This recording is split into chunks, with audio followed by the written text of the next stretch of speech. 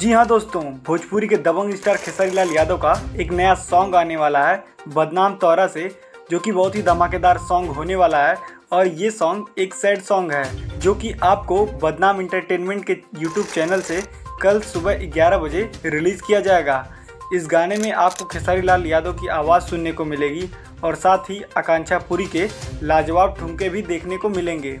मैं आपको बता दूं, ये गाना काफ़ी धमाकेदार होने वाला है क्योंकि खेसारी लाल यादव ने लाइव आकर खुद बताया है कि ये सैड सॉन्ग काफ़ी बेस्ट और लाजवाब होने वाला है। साथ ही मैं आपको बता दूं, पूरब झा ने एक भोजपुरी इंडस्ट्री पर रोस्ट वीडियो बनाया है। वीडियो काफ़ी शानदार है और काफ़ी व्यूज़ भी इकट्ठा कर रहा है। उन्होंने इसमें बताया है कि फ़िलहाल के टाइम में भोजपुरी इंडस्ट्री में जो चीज़ें चल रही हैं, किसी के ऊपर कीचड़ उछालना, आरोप लगाना, यही सब चीज़ों को लेके उन्होंने एक रोस्ट वीडियो बनाया है। वीडियो काफ़ी शानदार है और काफ़ी बेस्ट लग रहा है। कुछ लोग तो कह रहे हैं ये पूर्व झा महुआ सिंह के नाम पर पवन सिंह को बदनाम कर रहे हैं, लेकिन मैं आपको बता दूं ऐसी कोई बात नहीं है।